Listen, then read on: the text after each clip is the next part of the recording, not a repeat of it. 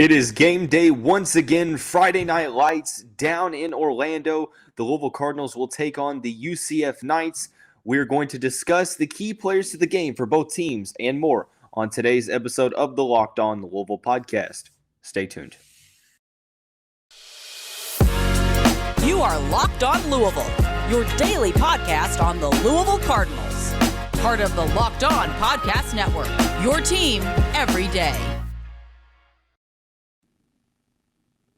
Welcome in, everyone. Happy Friday. You're listening to another episode of the Locked On Louisville podcast, or watching, depending on whatever streaming service you're using. But regardless, today's episode is brought to you by BetOnline. BetOnline has you covered this season with more props, odds, and lines than ever before. BetOnline, where the game starts. I'm your host, Dalton Pence. I serve as a credential media member for Cardinal Sports Zone. For those who are not aware of who I am, I also do some PA announcing work for the university in various sports. And I want to thank you all, as I always do, for making us your first listen of the day. Just a reminder, the Locked On Louisville podcast is free on all streaming services, 5 days a week, your team, every day. It is game day, so that means the final preparations and also the final preview for the Locked On Louisville podcast as it pertains to the matchup against the UCF Knights. We're going to discuss the key players to watch for both Louisville and UCF. And then in the final segment, we will talk final thoughts and give our predictions. So 2 players on offense, 2 players on defense for the Louisville Cardinals that I want to discuss. We will begin offensively speaking. Look, I say this all the time. If you paid attention to the show last year, it seemed like I was a broken fiddle when it came to this. I even said it when we discussed the key players to watch for before the Syracuse game. I don't like to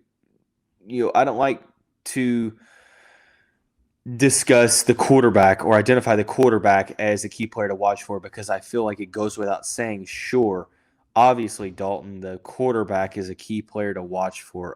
But I did say, however, once context, makes it appropriate to identify a quarterback as a key player to watch, then that's a whole different ballgame. And I think that it's pretty self-explanatory here. Look, Malik Cunningham by no means had that solid of a game last week. Sure, he was 16 of 22, 152 yards, no touchdowns to 2 interceptions, had a quarterback rating of 25.6, which is definitely not something that you are going to look at and smile about. Had 13 carries for 34 yards, averaged just 2.6 yards per carry. So I think that the writing is on the wall in this one. Louisville's offense struggled mightily across the board last Saturday evening up in New York. So it wasn't all on Cunningham, but I think that although you're not pointing the finger at one particular player, I think we can still acknowledge the fact that Cunningham's performance definitely did not live up to his standards or to the fan base's expectations of what we were going to see from Cunningham against a program that he's had years of success against, dating back to 2019.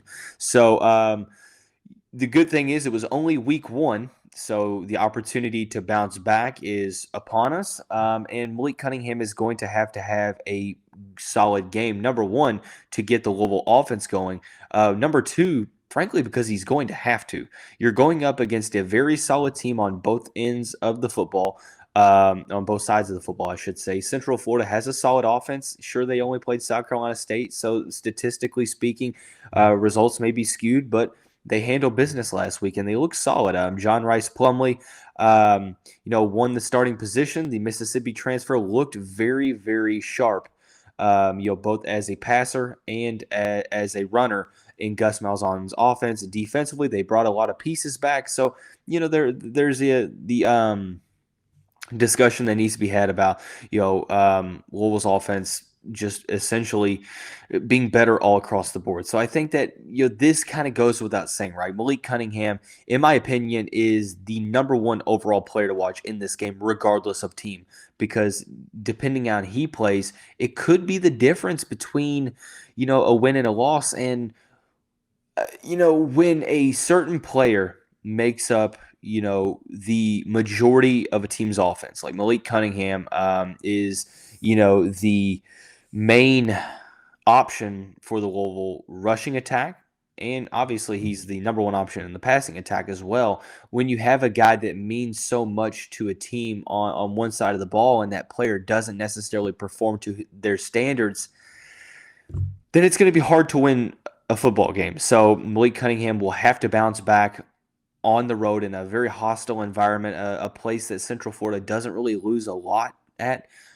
So Malik Cunningham is my number one player to watch in this one. The other player offensively, it's a player that didn't really get his number called a lot last week. He was second on the team in receptions, or in terms of receiving yards, but he only had 2 receptions for 57 yards, and one of those came on a 45-yard catch and run in the second half. Ahmari Huggins-Bruce was a player that I thought was going to get the football a decent amount more than he did actually in that first game against Syracuse. Scott Satterfield said it all last season in the press conferences, is that they were making it a point to get him the ball, but not only that, but to get him the ball in space because he's a dynamic playmaker. He has a Tutu Atwell-esque ability to create when it comes to getting into that second level of the defense. Very shifty receiver that's quick as well. Both working out of the slot and on the outside. There's a lot of different ways that Louisville got him the ball last year. But in the opening game against Syracuse, it seemed like Tyler Hudson was pretty much by far the only receiver that got substantial targets. Ahmari Huggins-Bruce, like I mentioned, he had 2 receptions. I want to think that he had no more than 3 targets all night long. So that's something that you have to pay attention to this week. I think that you could go any number of ways offensively here. It could be Marshawn Ford. It could be Tyon Evans again. You could go with Gally Jawar Jordan. You could say the whole offensive line and leave it at that. But I'm going to go Ahmari Huggins-Bruce here because I think he brings a different dynamic to this Cardinals offense that maybe nobody else on the roster has that ability. So I think that Louisville needs to get him the football early and often. I think they're going to have to make it a point of emphasis to get him the ball in space, whether that's on wide receiver screens out in the flat, end rounds, under center, whatever it may be. I think that Ahmari Huggins-Bruce has to be a guy that gets his touches early on, and I think that when you get him the ball, good things will definitely happen. So Malik Cunningham, Ahmari Huggins-Bruce, the 2 players to focus on offensively for the Cardinals in this one, in my opinion. Shifting over to the defensive side of the ball, I'm going to start out with Yasir Abdullah. Yasir did not really have a good game at all last week. Only had 2 tackles, 0 sacks, obviously no interceptions, no forced fumbles. Only 2 tackles to his credit in the week 1 loss to Syracuse. The 6'1" senior is a guy that Louisville is relying upon to lead the Cardinals pass rush. He was a guy that flirted with double-digit sack numbers last year. I think he had 9 sacks at the end of the season, if I'm not mistaken. And he just didn't necessarily look all that comfortable in the week 1 matchup. So it's going to be a point of emphasis for him to really come alive in this one, getting after the quarterback, because if you give time for John Rice Plumlee to go through his reads and make his progressions make his reads, I'm confident that he's going to make solid decisions, and it also gives him the ability to get out of the pocket and scramble. So that's another instance to where the quicker you can get into the opposing backfield, right, the better off you are. So it's like once the ball snaps, it's boom, boom, boom. You're right there. You're on it. So and you're trying to get through the line of scrimmage, and you're making John Rice Plumlee make mistakes because you get into the backfield a lot earlier than expected. So Yasir Abdullah, I think, is the player that I circled right after the game. I printed out the statistics, individual statistics, and I circled Yasir Abdullah's name because I was like, okay, Louisville has to get more from their leader on the defense. I think now obviously this is not all on him. As I mentioned, you can't point fingers at anyone, but I think that everyone has room for improvement going forward. And I think that Yasir's performance was the most alarming to me. Now it is week 1, so like I said, room for him to improve, but it has to happen. It has to happen against there's a possibility Central Florida may have one of the more dynamic offenses that the Cardinals will face this season. So that's an instance to where let's get some pass rush going, maybe draw up some more pressure situations to where you're bringing more guys off the edge or bringing more guys through the line of scrimmage. But I think at the end of the day, this is an instance to where you're going to have to get some pressure on the Central Florida quarterback and the running backs. And Yasir Abdullah, it all starts with the Cardinals' leading pass rusher from last season. The other player was the redshirt freshman Ben Perry, who led the team in tackles last week, had 8 tackles, 6 solo, 2 assisted, had a pass deflection as well. Overall, I don't think that anyone played great defensively. I think Ashton Gelati had some solid moments. Ben Perry also had some solid moments, making tackles in space and also deflecting a pass. I wonder what his role is going to be this week against Central Florida. Are we going to see him as a possible quarterback spy? Is that for Monty Montgomery? Is that for Momo Sonogo? That is yet to be seen. But I think that Central Florida is very solid in terms of receivers. Although there are some new guys in the mix. Javon Baker, Ryan O'Keefe, Jalen Griffin. And then you have guys out of the backfield like Isaiah Bowser, Johnny Richardson, and company. So, I think this is going to be a tough matchup for the Louisville secondary. Ben Perry, a player to watch for here because in that it's either the card or the dog roll, wherever CJ Avery was in last year. He's going to be relied upon to be solid in terms of passing defense, but also in the rushing department as well. So being very versatile there. I would like to see him get after the quarterback a little bit more, be a little bit sharper in coverage. But overall, in terms of his first start, I believe it might be his first start. But regardless, he looks solid at times. It's just a matter of keeping that consistency. So Malik Cunningham, Ahmari Huggins-Bruce. Why am I drawing a blank here? I'm drawing a blank for no reason.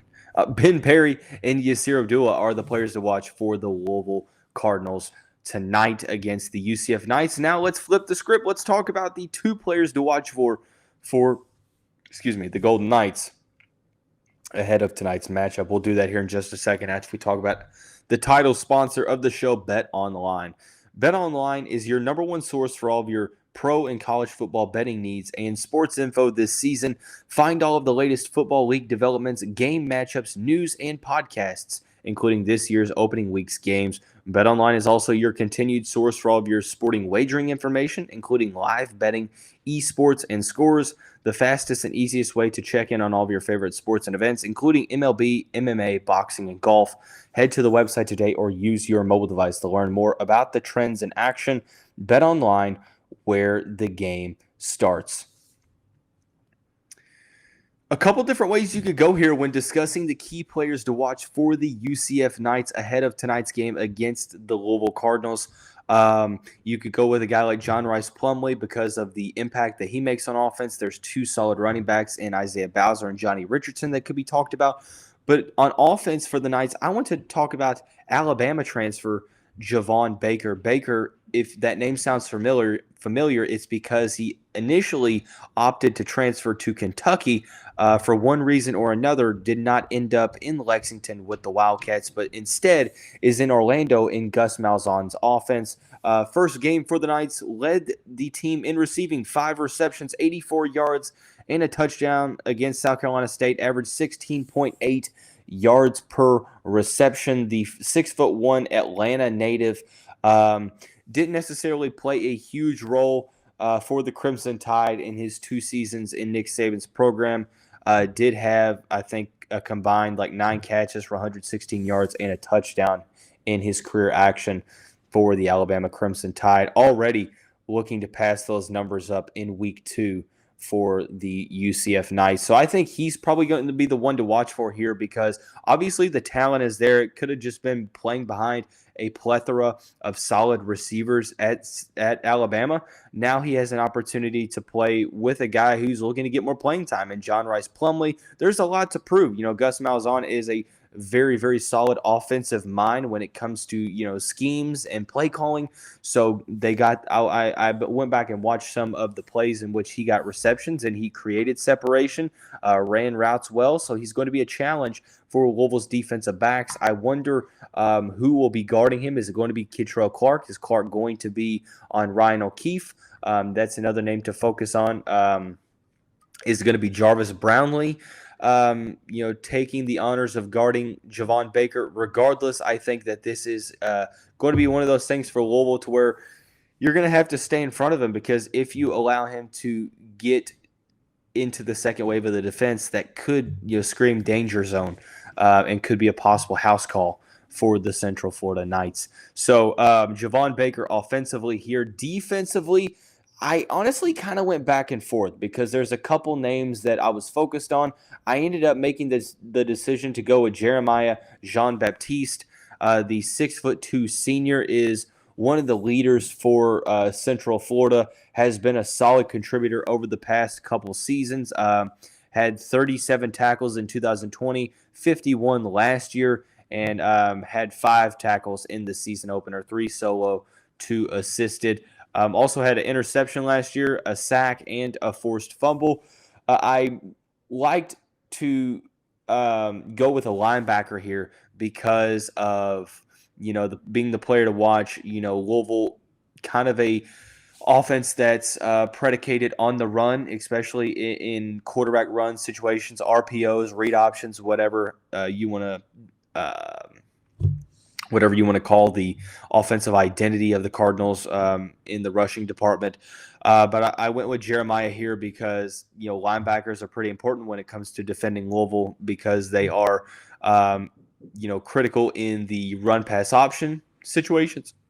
Louisville has been, a team that attacks the intermediate area of the field, 8 to 10 yards away. So he's going to be kind of hovering in that range as well. Not a guy that really gets after the quarterback, but, it is a player that is kind of a Swiss Army knife type player for Gus Malzahn's defense. So Jean-Baptiste is a veteran that's played against Louisville before, lost against the Cardinals in that heartbreaker for the Knights at Cardinal Stadium in week 3 of last year's season. So I think that he's the player to watch for because he's a veteran, because he is a guy that's played Louisville and Malik Cunningham before, and frankly, because I think that he is the team's best tackler, in my opinion. So, but a couple different ways you could have gone with this one, a couple different ways you could have gone with the offensive side of the ball as well. But overall, hey, look, it's an instance to where I think Baker and Jean-Baptiste are 2 players to circle when it comes to possible standouts in this contest. So, a lot of players to watch. Those are just my 6 that I decided to identify and discuss. So, hey, it's that time of the week. Final thoughts and predictions. We're going to give those here in just a second after I thank you all once again for making Locked On Louisville your first listen of the day. Just a reminder, the Locked On Louisville podcast is free on all streaming services, 5 days a week, your team every day. And also just a reminder, the podcast is on YouTube and now on WHAS 11+. If you go to WHAS11.com and scroll down to the sports section, you can watch all of these episodes just like you would in a YouTube video. Final prediction. There's a lot to unpack in this matchup. And unfortunately, not a lot of favorable signs for the Cardinals. In fact, I am predicting a Central Florida win in this matchup, and I think that the Knights cover the 5.5-point spread from our title sponsor, BetOnline. Look, I think that there is a possibility that the Cardinals could improve in week 2. I think that, just because they lost in week 1 doesn't necessarily mean that they're going to come out and stink it up again and lose by 4 touchdowns. I mean, I'm not saying that. But this matchup was always an interesting one for me, even in the offseason, because I never truly could gauge what to think about Central Florida. According to a lot of the previews, they're a team that returns a lot of talent on defense, brings in a ton of talent from the transfer portal offensively, and has some pieces coming back from that offense, and also has Gus Malzahn calling the play, so that's a plus. May not necessarily be as good as Cincinnati and Houston, but they should be kind of right there in that second tier in the American Athletic Conference. So, needless to say, they're a tough opponent. They don't lose a lot at home. They only have 2 losses since, I think it was, 2017 at home. So that's something that's going for them, as well as their home atmosphere is very hostile for opposing teams. And then you factor in the notion that Louisville probably had the most disappointing game in Scott Satterfield's tenure at Louisville last Saturday evening, to where nothing went right. There's not one aspect of that game that you can go back and watch and say, Louisville did that well. I really don't think that there was any aspect of the game that you can go back and truly, with a straight face, look yourself in the eye and say that. And I think that there is room for improvement. Louisville's offensive line, I think that they're going to bounce back. But there's a lot of things that need to change, right? Schematically, play calling on offense has to be less telling, less predictable. Syracuse was able to kind of just guess what the Cardinals were doing, and a lot of times they were right because of the precedent that was being set. Louisville has to switch it up on offense. Malik Cunningham has to be better. They're going to have to try to make it a point of emphasis to spread the football around and not just target one receiver. And then also defensively, the tackling aspect of it is a little bit concerning, because that is kind of a technique thing. I think that if Louisville has the same issues tackling like they did last week, it is going to be a very, very, very, very, very, very, very long evening for the away team. So they're going to have to do better of tackling. They're going to have to do a better of getting off the field on third down. Stop giving up so many third and long situations and third and long conversions. And also, something has to be done about the defensive backs playing, 10 yards off the ball. It seems like, the zone defense was something that wasn't all that successful last season. And it wasn't successful in week 1 against Syracuse, against Garrett Schrader, a guy that really was never known as a pocket passer. He was a wide receiver in his last year at Mississippi State. He didn't throw the ball well last year at all, especially not against Louisville at Cardinal Stadium. And last week, he looked extremely comfortable. Credit to him. Credit to Syracuse's offensive coordinator. Credit to Dino Babers for the execution on almost all fronts offensively. But Louisville's got to change some things up, play calling wise, schematically. But they have the players. They have the talent to go out and really make this game interesting. Is it a for sure loss? I mean, no, I guess Louisville really could make this interesting if they take care of the football, if they win the field position battles, sustaining drives, giving Malik Cunningham and the ball carriers room to run and solid, ample time to do so. Helping Malik Cunningham make his reads, giving him time to do so. Malik Cunningham making the right reads. So there's a lot of things. It literally, I guess to make a long story short, Louisville has to improve every single aspect of the game from last week in this week to make sure that they have a legit chance in this one. I think that Central Florida, I don't want to overrate them, but I'm not going to sit here and look into this camera and say, they're okay. They're pretty decent. They're a good team, and they're a well-coached team, and they're a team that plays very, very hard.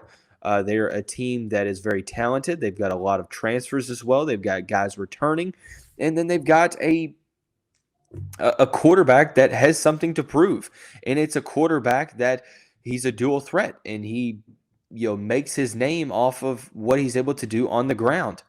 Louisville struggles very much with running quarterbacks. They really did so against Garrett Schrader. It's going to be tough to win this game. I don't think Louisville covers the spread. Do they keep it somewhat close? I mean, sure they can. I think that, honestly, it wouldn't surprise me if this was a 10 to 13 point game. But Louisville needs to make sure that they get going offensively early on and to set the tone to try to get this game to where it's, a back and forth rather than playing from behind. Because if Louisville gets down by by multiple possessions, things might get a little tough and it might be a long night for Louisville down in Orlando. So, talked about the key players to watch for here. Discussed why, in my opinion, the Cardinals will not come out on top in this matchup against Central Florida. I hope they do. And I really hope on Monday's episode I'm wrong. I hope that, the first thing that I say on Monday morning in the cold open is, I was wrong. And I really hope that's the case. But I can't sit here with a unbiased point of view and look at both teams and, honestly predict a Louisville victory at this point. I think that Central Florida matches up well against the Cardinals, and then you can't just throw out week one. That throws a wrench in everything. So, but that's going to wrap up this week of Locked On Louisville episodes. Everyone have a great day. Be safe tonight. Have fun watching the Cardinals. Hopefully we will have a good result.